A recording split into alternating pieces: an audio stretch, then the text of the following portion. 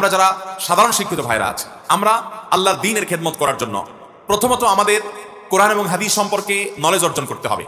কিভাবে ঈমান একজন মানুষ আনতে পারে, কিভাবে ঈমান ভঙ্গ হয়, ঈমানের জন্য বিধ্বংসী বিষয়গুলো কি, কুফর কাকে বলে, শিরক কাকে বলে, নেফাক কাকে বলে, ঈমানই বা কাকে বলে, ঈমানের স্তরগুলো কি, ঈমানের শাখাগুলো কি, ঈমানের পর সবচেয়ে গুরুত্বপূর্ণ আমল কি, ইসলামের মূল স্তম্ভ কয়টা, 5টা, সেই স্তম্ভগুলো কি কি, সেগুলোর মৌলিক বিষয়গুলো কি, এ সম্পর্কে আপনাকে ইলম অর্জন করতে হবে, আগে জানতে হবে। ইসলামের সেবা করতে হলে আগে কি করতে হবে, জানতে হবে। বেশিরভাগ সাধারণ মুসলমান ভাইরা আমরা জানার চেষ্টা করি না। এই জন্য বই পুস্তক পড়তে হবে, আপনি কোরআন হাদিস পড়তে হবে ওলামাদের তত্ত্বাবধানে, এবং ওলামাদের ইলম শিক্ষার মজলিসে বসতে হবে। এ ওয়াজ মাহফিল না, মসজিদে ইমাম সাহেবের মাধ্যমে, খতিব সাহেবের মাধ্যমে আপনারা বিভিন্ন হালাকা চালু করবেন, মাসআলা মাসাইলের হালাকা, কোরআনের তাফসীরের মজলিস, হাদিসের একটা মজলিস হবে, কোরআন সহি শুদ্ধভাবে পড়ার একটা মজলিস হবে। এই সমস্ত মজলিসে বসে নিজেকে আপনি কোরআন হাদিসের জ্ঞান দ্বারা সমৃদ্ধ করবেন। এটা হবে আপনার প্রথম চ্যালেঞ্জ। আপনি যদি আলেম না, এরকম সাধারণ মুসলমান হয়ে থাকেন, তাহলে আপনার প্রথম কাজ হবে কোরআন হাদিসের মৌলিক বিষয় আপনি ধারণা নেবেন, ইলম অর্জন করবেন।